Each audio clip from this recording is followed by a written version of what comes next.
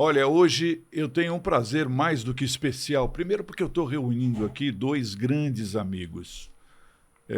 Eu estou falando do empreendedorismo, da determinação. Gente que tem uma ligação intrínseca com a determinação. Resiliência. Eu estou falando do Ari Kozer, que é um empresário muito bem sucedido, diretor, dono. Eu digo sempre para mim, conversando, brincando com ele, que ele inventou as churrascarias no Brasil.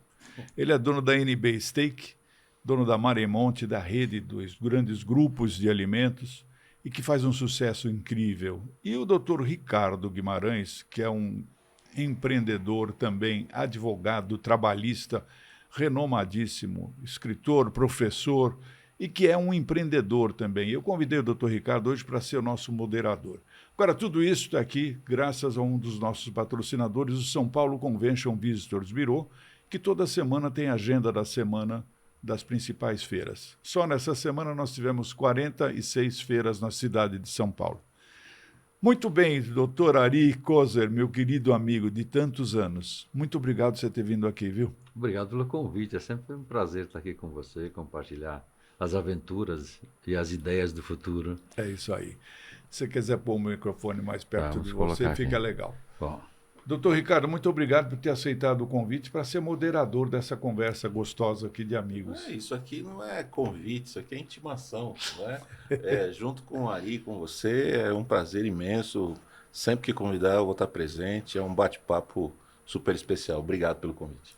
Bom, para começar a nossa história, eu vou ler um pouquinho do currículo, das histórias do Ari. Eu vou até depois pedir para o Ricardo ler um pedacinho, porque é extenso e tem muita coisa legal aqui.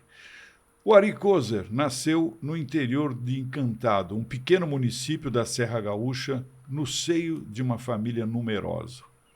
Aos 12 anos, esse rapazinho aqui começou a trabalhar com um caminhoneiro que fazia a praça, trazendo o que faltava para o interior e levando os produtos coloniais para a cidade.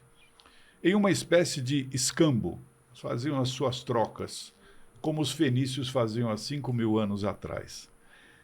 Essa foi a primeira escola de empreendedorismo que ensinou a Ari como negociar, criar responsabilidades e mostrar que o trabalho bem realizado pode gerar bons resultados.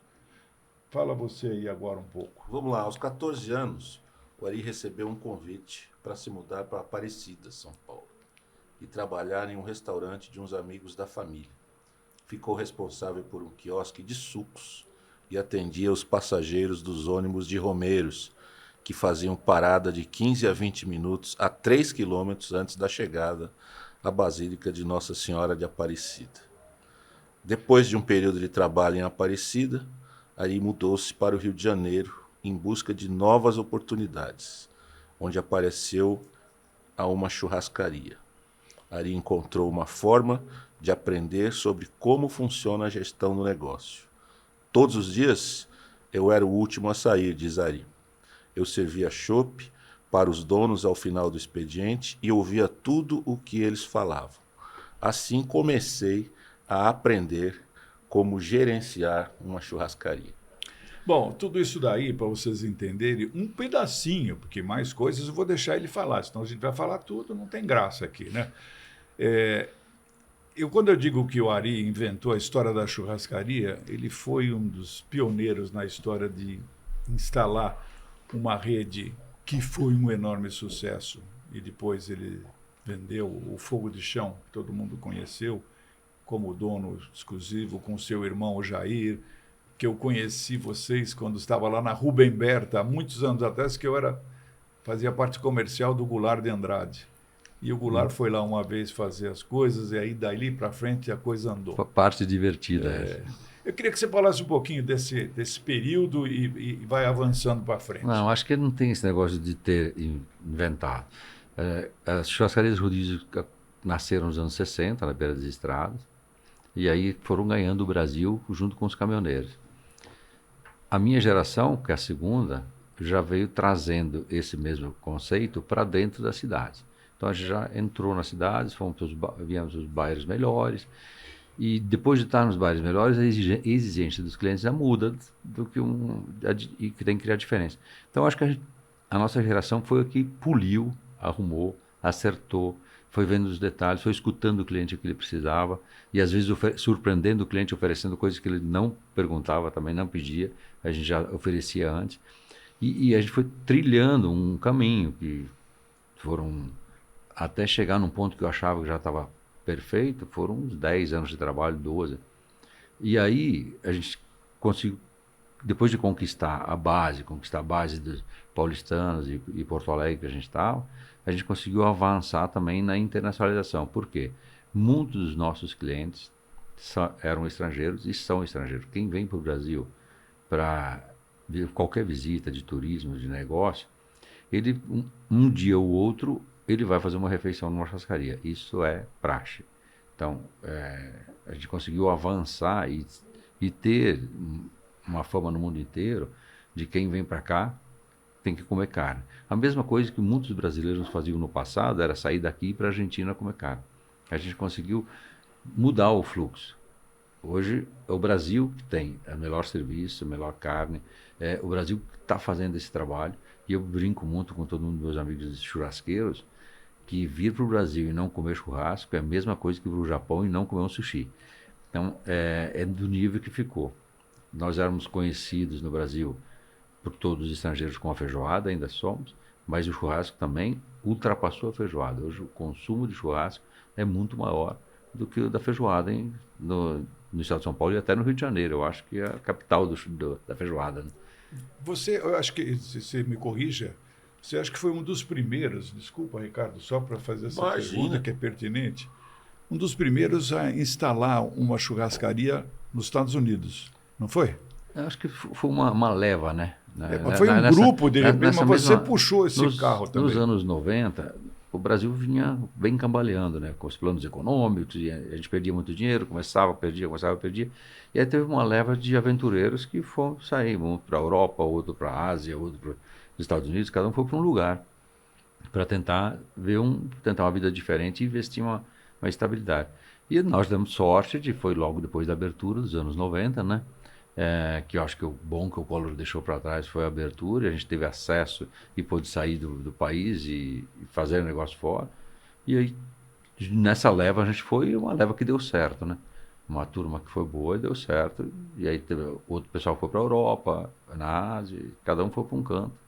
E isso eu acho que ajudou a difundir a cultura do Brasil. Porque qualquer país, França, Itália, Espanha, Tailândia, ele se difunde, Japão principalmente, China, todos eles se difundem pela gastronomia. A gastronomia vai reforçando o conhecimento dos países. Eu acho que esse papel das churrascarias foi o primeiro passo do Brasil para ser reconhecido, para as pessoas entenderem como é que é o país, o que é do país. Ainda sobrou espaço para as outras gastronomias, as outras cozinhas brasileiras para o futuro. Então, acho que foi essa leva, foi um momento de sorte, oportunidade, câmbio favorável. Eu me lembro que quando a gente fez o investimento, a gente era mais rico que os Estados Unidos. Nossa moeda era 0,90, 0,88, 0,92. Então, era uma época que a gente se achava mais rico que o Brasil. O custo nosso lá era menor do que aqui. Então, acho que tudo são oportunidades. Nós soubemos aproveitar as oportunidades. Os times para fazer os negócios, tanto de ida, de volta, de fazer outros negócios, é uma coisa que sempre eu estou bem ligado e acompanhando para ver a hora que dá para fazer um passo a mais ou não. Porque se tiver um passo errado, a perna quebra, né? Ô Ari, eu tenho uma curiosidade, sempre tive essa curiosidade, eu não vou falar desde quando a gente se conhece, porque a gente pode entregar a idade aqui, mas eu sempre achei... não estou falando assim, a qualidade da alimentação, etc., isso é indiscutível. Nós temos outras churrascarias também que têm uma qualidade muito boa, mas eu sempre achei o serviço de todos os restaurantes que você é proprietário ou foi proprietário, sempre muito diferenciado, muito diferenciado. O atendimento, muito diferenciado. E eu queria saber de você o seguinte, há algum treinamento muito diferenciado com relação aos empregados, a seleção dessas pessoas, Porque, assim, eu me lembro na primeira churrascaria que eram a maioria gaúchos, etc, e tal, não sei o quê. Mas, assim, a forma de atender, a agilidade, a presteza, uma batata frita jamais esfria na mesa. É um negócio assim, entendeu? Eu tô querendo dizer isso. Sim. É uma coisa... Sim, é um diferencial. É muito diferente. Eu sempre fui curioso e basicamente nasci dentro de restaurante, porque começo com 14 anos até agora, são quase 50 anos de estrada. E muito cedo eu entendi, quando eu servia os clientes, que era muito mais fácil agradar o cliente e fazer o que ele precisava do que eu tentar ajeitar as ideias do cliente. Então, quando você faz tudo, e eu fiz, ficou dentro de mim. E acho que isso eu consegui ir passando para as equipes e continuo passando para as equipes nas conversas e conduzindo isso. Sempre falo que mais vale um bom exemplo do que 1000 palavras ou 1000 horas de treinamento. Então, acho que é um bom exemplo, uma boa conversa e de como conduzir isso para que eles atinjam o objetivo de agradar o cliente e tudo. E aí, passaram-se esses anos todos, eu continuo na busca da perfeição, porque ela não existe, então a gente vai até uma excelência, que já está muito bom. Há 2 semanas eu estava no Japão, e aí, quando eu começo a olhar como o japonês trata bem, como o japonês é solícito, como o japonês faz o trabalho no Japão, eu ainda acho que a gente tem um caminho longo para atingir. Temos um bom serviço, temos uma boa qualificação de pessoas, mas ainda acho que nós temos um caminho para muito melhor ainda na área de restauração e hotelaria. Eu acho que então, é isso que me move, isso que faz, é oferecer um produto de primeira linha, polir aquele produto que era um produto de segunda categoria, passar ele para a primeira categoria, e isso foi acompanhando tudo. Então, cada movimento que você faz, em cada empreendimento que você faz, você vai melhorando e apresentando ele de uma forma mais adequada. E para isso a equipe tem que estar preparada. Está 100%? Aquele negócio não é perfeição? Não, não é perfeição. Mas vamos ter uma excelência que encante o cliente. Quando encantar o cliente, ele vai voltar. Você falou um negócio interessante agora, né? Eu estou todo dia em feiras e eu sempre fui partidário de quando você vai entregar um cartão para uma pessoa, fazer como os orientais fazem com as duas mãos, educadamente, e fazer um gesto de cortesia. Os japoneses, os orientais de uma maneira geral, essa é uma premissa de respeito, de educação, e é isso que você está falando, né? Você conquista as pessoas através dessa sinergia, dessa conquista da atitude. De uma atitude, não é? Eu acho que é legal isso. E acho que é isso que a gente tenta colocar em pelo menos eu tento, né? Tentando colocar em todos os negócios. Pode demorar um pouco, porque a caminhada é longa, mas não pode desistir de fazer a melhoria das pessoas e dos colaboradores. Até porque o nosso negócio, ele é uma porta de entrada de inserção de pessoas. Milhares de pessoas passaram pelo nosso treinamento. Muitos deles que seguiram a cartilha são hoje donos de restaurante, são diretores em outras áreas. Foi transformada a vida. Muitos deles viraram até milionários. Milionários. Eu acompanhei essa trajetória. Então, eu acho que é isso que eu acho que é o que move e o que é o legado que nós podemos deixar de melhoria de gente que está ao redor e de um contexto. Então, nós melhoramos um conceito, colocamos um conceito de Brasil na frente, levamos o Brasil a ser conhecido e estamos fazendo a melhora da vida de muitas pessoas e de muitas famílias. Então, acho que isso é uma soma, né? E ainda recolhendo esses caminhões de impostos para todos os governos. Ô, Ricardinho, você sabe de uma curiosidade? Eu acho que você já deve saber disso. Na época que eu conheço o Ari, de, sei lá, 40 anos, não sei quanto tempo, a mão de obra principal das churrascarias todas de São Paulo vinham de Nova Brécia, de uma cidade do Rio Grande do Sul. Estou certo ou não? Grande maioria das pessoas de Nova Brécia era a cidade das churrascarias. Mas chegou uma época que o cara nem era de Nova Brécia, falava que era de lá.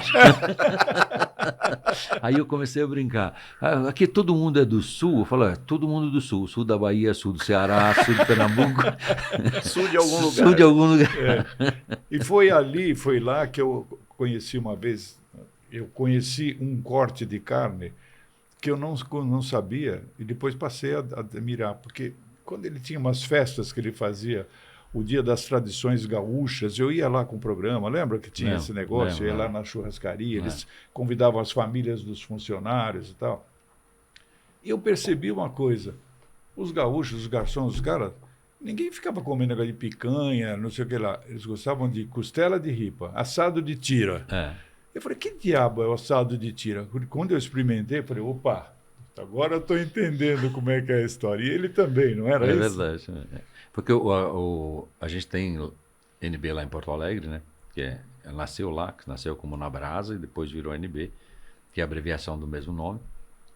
E lá o consumo de costela no Rio Grande do Sul é muito maior que o São Paulo. É o prato número 1 do nosso restaurante lá. Então, isso sempre foi. O gaúcho carrega essa raiz de uma boa costela. Muito legal. A carne com osso. É carne não com é? Sempre foi minha preferência também. O sabor está mais... é mais forte, é mais gordurosa, tudo aquilo lá. Mas é uma carne diferenciada, né? É que a costela também, na época, o Rio Grande do Sul sempre foi abençoado, porque ele produzia sempre um gado de excelente qualidade. Tem uma boa pastagem, e produzia, sem confinamento, sem nada, mas com raças boas. O Rio Grande do Sul sempre teve uma carne diferenciada, como no Uruguai e na Argentina. Mas nos últimos 30 anos, e principalmente nos últimos 20 anos, que a pecuária avançou tanto com corte genético, base de finalização, alimentação, essas coisas, a coisa mudou, né? Por isso que eu coloco aqui.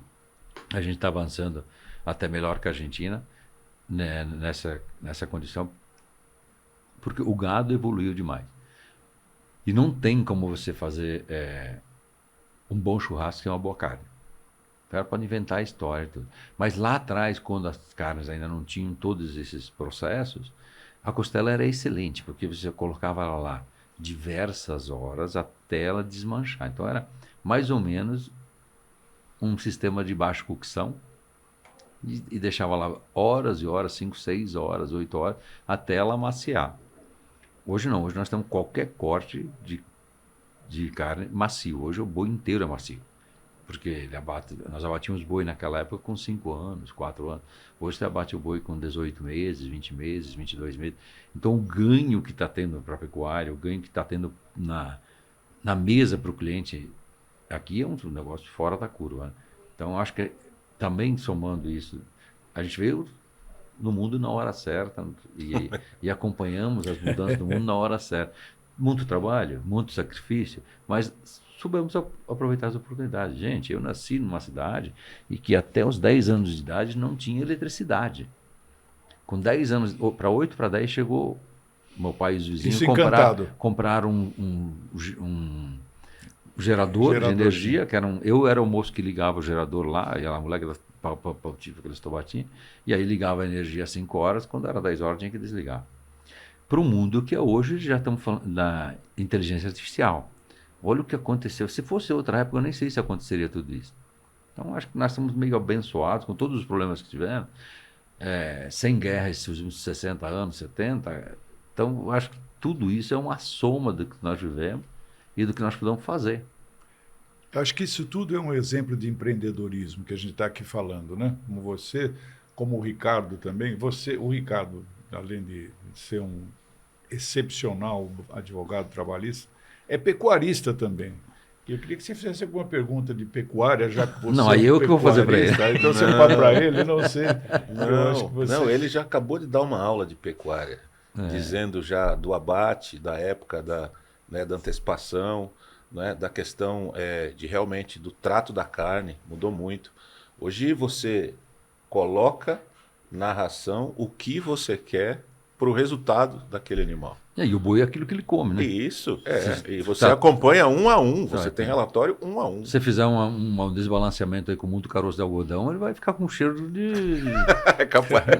Fica mesmo, eu já peguei isso. Então, é capaz eu lembro quando descobri isso, uns 20 anos atrás, quando começou esse negócio, tinha um gosto diferente na carne, um cheiro diferente, mas sofri para descobrir.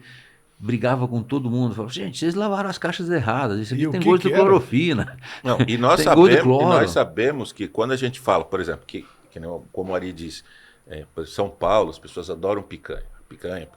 Que já não é, por exemplo, a minha preferência, talvez não seja a sua, nem do Ari, não sei. Mas você come diferentes, você sente que é diferente o sabor. O sabor é muito diferente. Muito diferente. Para quem gosta de carne, o sabor é muito diferente. Por causa da alimentação do animal.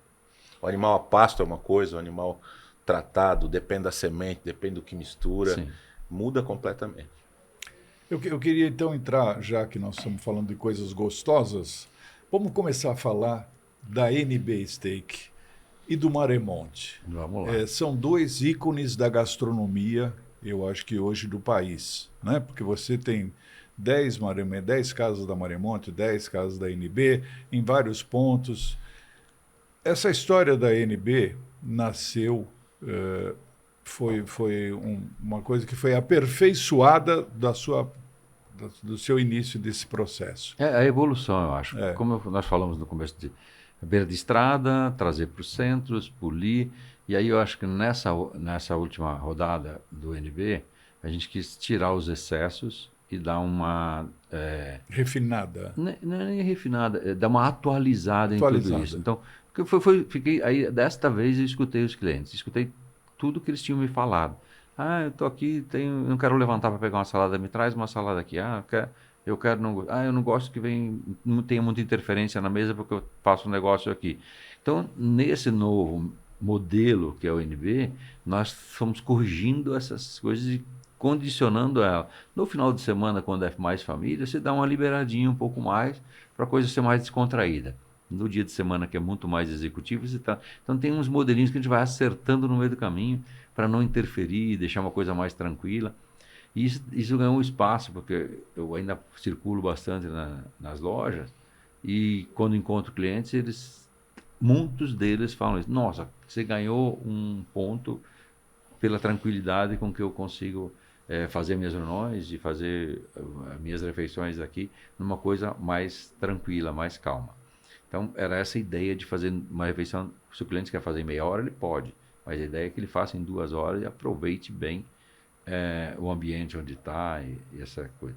E aí também fomos introduzindo cortes novos. Com essa evolução do boi, a gente introduziu muitos cortes do dianteiro. Então, nos últimos 10, 15 anos, só vem introduzindo. Os frigoríficos mesmo me chamavam para falar, vamos aproveitar o boi inteiro. Eu falei, então me tragam as peças, eu faço os testes e a gente vai colocando para vender. Então, foram diversos cortes nos últimos 10 anos que a gente colocou. Tem mais ou menos um por ano que a gente vai fazendo a evolução. E aí é que vem saindo os grandes elogios. Então, fizemos toda essa parte do boi, estamos aproveitando ele quase por inteiro, com os cortes dianteiros e traseiros agora. Tipo o próprio corte que mais nós vendemos, que é o NB Steak, que é um corte que sai do centro da paleta. Então, que era coisa que a gente usava. A costela premium, que é uma que tira dos primeiros ossos junto com a 100, isso aí usava só para panela e hambúrguer, há 20 anos atrás. Hoje a gente usa para churrasco e com elogios fantásticos, dizendo que é a melhor carne que as pessoas comerem.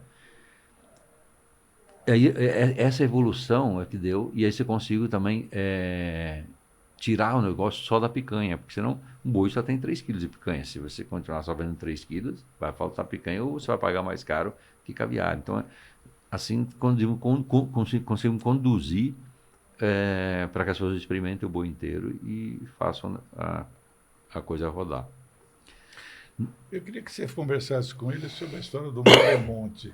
Pergunta para ele a história do Maremonte, porque o próprio nome diz Maremonte, né? Eu acho que é interessante. Porque eu não sei se você sabe, ele leva todo ano 20 chefes italianos do consulado da Itália. Eu sei disso. Eu sei disso, mas eu quero ouvir, lógico. Quero dar uma portinha aqui só antes. Claro. O NB nasceu como na Brasa, lá em Porto Alegre.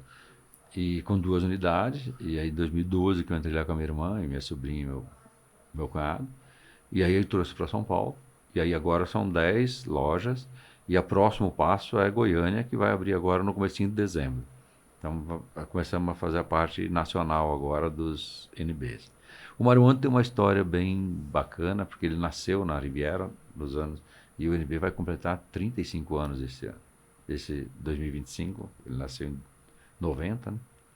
E o Maremonte nasceu na Riviera no ano 2000. E só lá na praia, era um negócio pequeno que fazia um pouco de pizza e um pouco de Pescado. pescados e era num lugar bacana. E aí, em 2014, depois da minha volta, nós adquirimos a marca e tinha em São Paulo e lá. E aí a gente fez uma expansão, tinham 3 unidades até 10 unidades de Marimonte. E o Marimonte tem um vínculo, como o ONB tem um vínculo 100% brasileiro, que as carnes são 100% brasileiras, não tem, a única carne que não é brasileira é o cordeiro, porque ainda tem qualidade melhor na Nova Zelândia e Uruguai e Chile, que é de onde a gente compra. No Marimonte a gente compra 100% dos produtos italianos. Então, o tomate pelado vem da Itália, lá do pé do Vesúvio, que é o da melhor tomate. A farinha vem do moinho lá da Itália, do Caputo. E a gente faz um blend de farinhas aqui para fazer as pizzas. O Marimonte ganhou em 2012 com a melhor pizza de São Paulo. Tá, realmente é Em São demais. Paulo nós temos pizzaria, se você chegar ao número 1, já é um feito, tá? Então foi nessa época que eu entrei no Marimonte, logo depois dele ter ganho, até pela qualidade. E aí, daí, por isso nós sempre preservamos isso. E aí ficou esse negócio do mar e porque é mar e montanha. Já que estava no mar, tinha que vir para a montanha. Então viemos para cá o Marimonte. Mas ele tem essa veia bem italiana. Com isso, há 13 anos, já está no 13º ano, o Gerardo, que é um organizador, Gerardo teve contato com o consulado italiano e levou uma ideia de trazer alguns chefs da Itália para fazer um festival em São Paulo. E aí passou a se chamar Settimana della Cucina Italiana em São Paulo. E aí o que ele trouxe na primeira vez, meia dúzia de chefs, 4 acho que era, depois 6, depois 10. E aí quando estava nos 10, o Gerardo falei para o Gerardo, esses chefs todos estrelados, 1 ou 2 estrelas Michelin, que vão receber, todos eles super qualificados. Gerardo, vamos levar eles no NB para eu mostrar a cozinha brasileira para eles, antes deles fazerem a cozinha italiana aqui em São Paulo. E assim foi feito. Nesses últimos 10 anos, eles chegam na sexta-feira, que é tudo isso é patrocinado pelo consulado italiano. Então eles trazem esses chefes todos para divulgar a Itália e para o pessoal do Brasil ter uma proximidade e experimentar o que é a cozinha italiana. E eles estão fazendo isso em diversos lugares do mundo também, que eu acho que isso é louvável, né? E aí, de lá para cá virou uma tradição. Sexta-feira eles chegam, sexta-noite tem um jantar para a gente apresentar o que é a cozinha brasileira e só com produtos brasileiros. Hoje eu faço até com vinho brasileiro, caipirinha, churrasco e vinho brasileiro. E aí eu brinco com os italianos sempre na apresentação. Assim, quando alguém estiver lá vindo para o Brasil, vocês falam para eles que comida italiana tem na Itália. E aqui eles têm que comer churrasco. Mas, as brincadeiras à parte, para que a gente usa isso também, que é bem importante? A gente vai reciclando o cardápio todo ano.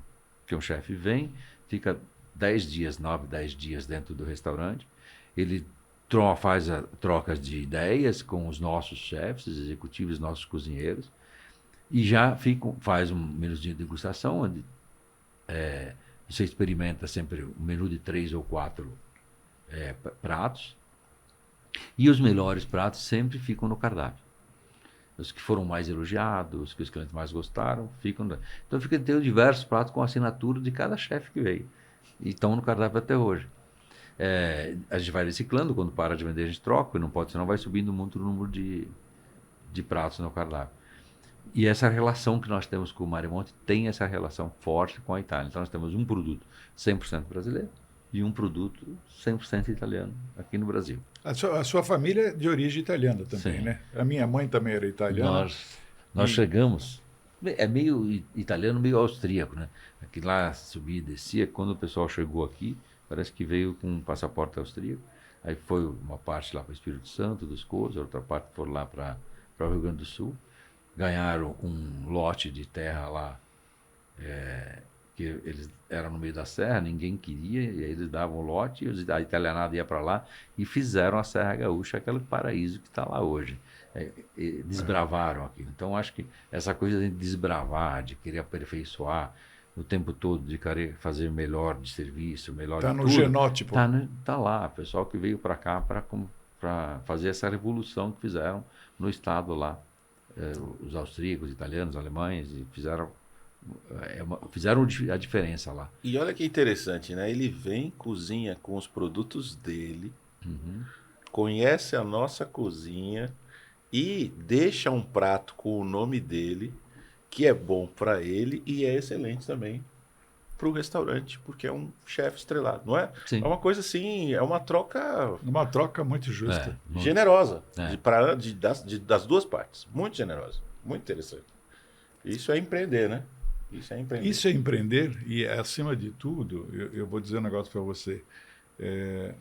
Poucas empresas conseguem ter o reconhecimento desse moço aqui.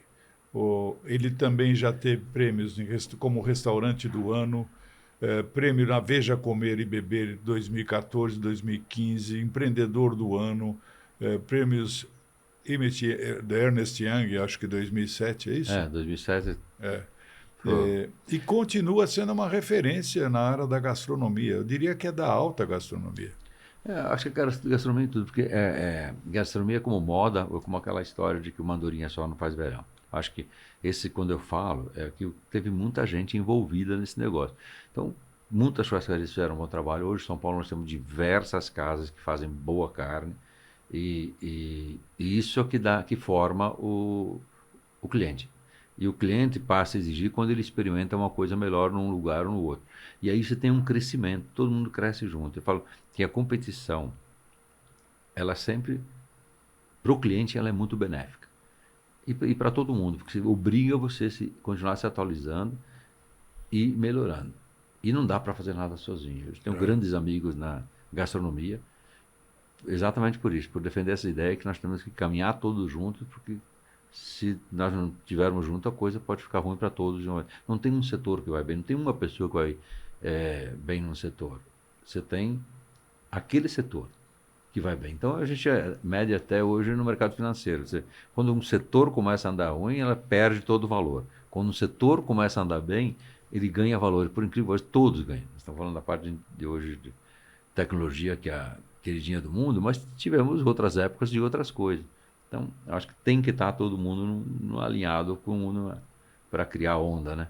Isso é muito legal, muito legal. Essa ideia dessa concorrência leal, né? Leal. É uma concorrência entre o restaurante, mas não há uma concorrência dentro do setor. Não pode existir isso. Ela não é predatória, ela é construtiva. Isso, seria a maior bobagem do mundo. Seria um tiro no pé, como se diz no adágio popular. Porque realmente essa união é necessária, porque senão, quando você vai pedir algo ao governo, um projeto de lei, se o setor não for unido, como é que você muda uma coisa, você muda outra? Você não tem como. Eu acho que nós passamos a pandemia, que foi o maior baque que o setor passou, né? Eu acho que até a pandemia, aí a pandemia uniu todo mundo e viu que todo mundo tem que estar mostrando o que é, dando voz, né? Então, pós-pandemia deu para mostrar quanto a gente prega, quanto a gente faz para o cidadão e quanto a gente gera de impostos para o país. E deu um posicionamento melhor no pós-pandemia. Sempre assim, depois da encrenca vem a alegria. Então, eu acho que serviu para isso.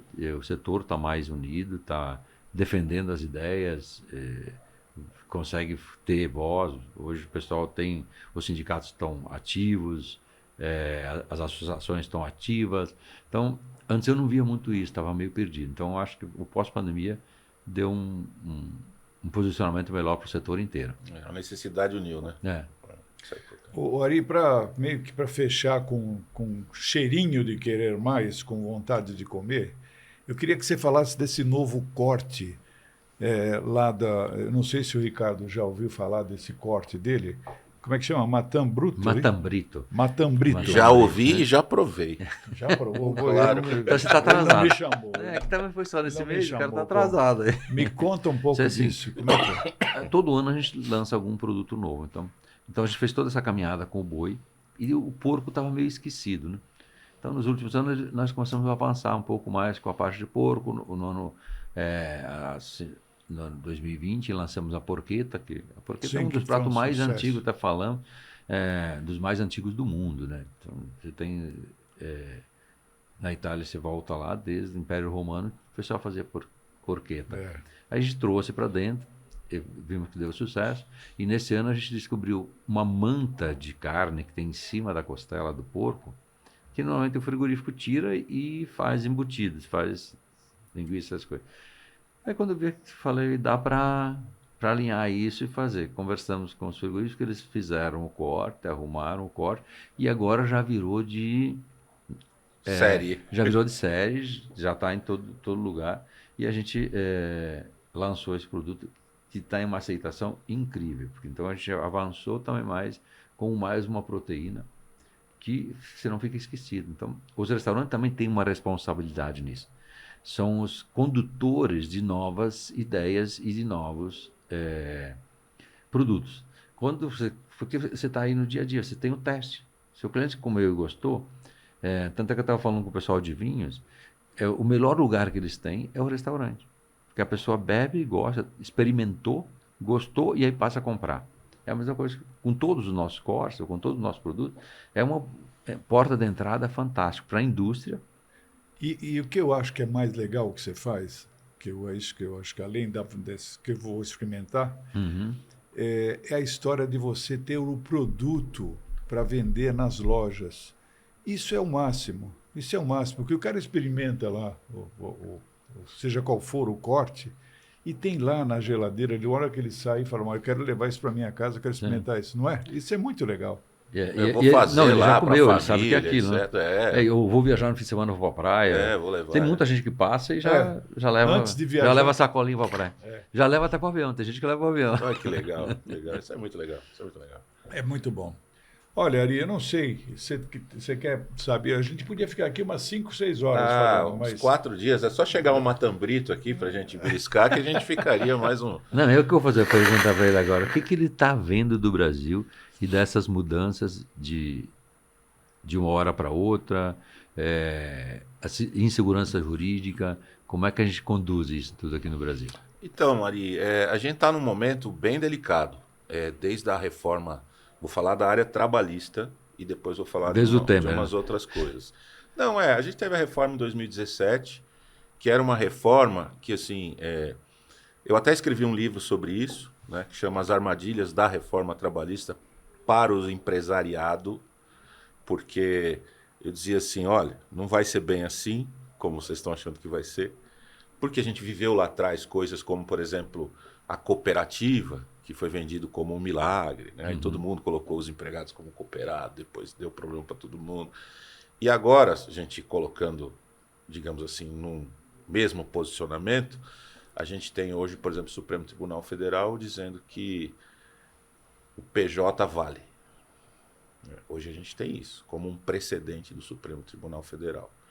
Né? Naquela época a gente não tinha precedente, hoje a gente tem, que é uma decisão que vincula todos os juízes a decidirem daquele jeito e toda a sociedade a agir daquele jeito. Só que para mim, assim, eu, se fosse empresário, e sou, não é? Num segmento do direito, no segmento do gado, etc. tal, eu jamais mudaria a minha forma de trabalhar por conta disso. Então, se eles são empregados, eles são empregados, se eles não são, eles não são. Por algumas razões. Para mim, a principal é que essa decisão pode ser alterada. A qualquer momento. Sim. Então, o ministro Dino, por exemplo, essa semana, já chamou a atenção no plenário, dizendo assim, olha, nós estamos criando um Brasil de pejotizado, por exemplo. Cuidado. Lá na frente, essas pessoas precisam aposentar. Sabe essas coisas? Sim. Então, isso cria uma... Porque alguns empresários menos avisados vão lá e, né? Sai mudando. E depois se vem um baque, é muito violento. Né? Agora, claro, que outros níveis, eu acho que a vontade tem que prevalecer da pessoa. Mas a gente precisa regulamentar isso, sabe, Cacá? A gente precisa regulamentar isso. Sabe que eu gosto das duas ideias, né? Para reter talento, você tem que ter todas as normas, tem que dar as condições necessárias. Mas quando você contrata temporário, eu contrato um barman para vir ficar... um mês ou 15 dias, 20 dias fazendo um trabalho de treinamento com todo mundo para melhorar. Ele não tem função depois dele. Ele lançou os drinks dele, lançou tudo. função foi. E aí ele tem que ter outros lugares para ficar fazendo, para ele não ficar mudando de emprego, e ele até precisa para o crescimento profissional. Tem muitos chefes de cozinha que precisam disso para o crescimento profissional. Se ele ficar só num lugar, ele morre. Ele acaba as ideias, então ele consegue um PJ, ele consegue trabalhar em diversos lugares ao mesmo tempo, ou um seguida do outro, e se aperfeiçoar. Ele faz o mesmo trabalho que a gente faz com os italianos que vêm aqui uma semana, dá esse treinamento, ele tem que ter essa coisa. Então, acho que as duas coisas tem que ter. Não é nem 8 nem 80. Exato. Agora, o que a gente precisa é o que você falou. O que a gente precisa é dar uma segurança jurídica. Por exemplo, hoje as pessoas falam muito, eu sei que não quero passar o tempo aqui, da questão das plataformas, né, os empregos em plataformas. Tá? Mas depende, que plataforma que nós estamos falando? O Uber é uma situação, o motoboy é outra. Como você está falando, o cara que vai mexer nos drinks por 15 dias é outra. Cada situação dessa... Tem um entendimento diferente. E tem uma vulnerabilidade que a gente precisa lidar com essa vulnerabilidade. E que não está normatizado ainda. Isso, aí o que acontece? Essas áreas ficam tentando achar um caminho, não é? E a gente começa a ter decisões super diferentes aqui e ali. Incrível, né? E aí cria essa insegurança que você está falando. E a gente permanece nessa insegurança. A gente permanece. Mas isso não é só no trabalhista. O trabalhista é a tua área. Vamos pegar o tributário, é pior. O tributário, então... Eu não tenho dúvida. Eu conheço um pouquinho, assim, não é minha área, mas eu não tenho dúvida. Eu não tenho dúvida. Mas vamos torcer para que as coisas, né... falta um pouquinho do que talvez você tenha. Do que você tem, talvez falte um pouquinho para eles. Que é conversar. É entender. Entender, olha, qual é o seu problema? O meu problema é esse. Não dizer assim, eu sei qual é o seu problema. Quando você diz assim, eu ouço o cliente. É o princípio básico de que nós temos dois ouvidos e uma boca. Tem que escutar mais. Né? Tem que escutar mais, que esse é o princípio da cordialidade, o princípio de tudo. Que, aliás, esse moço faz muito isso na área jurídica. Ele mais escuta primeiro, depois ele fala, por isso que ele é bem sucedido. Bom, amigos, eu agradeço demais ter dois grandes, queridos amigos aqui. O Ricardinho agora como nosso moderador, ele devia estar aí também, mas vou chamar ele para fazer um podcast uma hora dessa. E meu querido amigo Ari, que a gente tem uma história de muitos anos. Eu vou contar uma passagem rapidinha aqui para a gente finalizar. Como as coisas acontecem, né? Uma coincidência. Quando nasceu o meu primeiro filho, que eu fui acompanhar o parto da minha mulher, nervoso, estava com aquela roupa todo cheio, todo de paramentado, acho que foi no Hospital São Luís. Isso mesmo. Aí eu estava ali, eu estou olhando, aí eu vi um maluco saindo que tinha acabado de fazer um parto da mulher, também tudo paramentado. Aí tirou. Eu olhei para cara, era o Ari. Eu falei, pô, o que você está fazendo no parto da minha mulher aqui? Como é que é isso? Não, eu vim ver o nascimento da minha filha, que acabou de nascer, a Bianca. Eu falei, pô, eu vou ver o do meu filho, o João Paulo, que vai... Oh, então, olha que coincidência. Eles têm, acho que, umas 2 ou 3 horas de diferença. A minha é mais velha, tá? Que curioso. É um negócio muito maluco que aconteceu, que foi uma coincidência. E a gente já era amigo há muitos anos. A gente já era amigo há muitos anos. Então vocês são amigos de maternidade, é isso? Também. Pronto. Bom, muito obrigado, Arizinho, muito legal. Foi muito bom te rever com saúde, saber da Bianca, que está em Londres fazendo um trabalho lindo, do teu filho que é formado, e está tudo bem aí, de bom.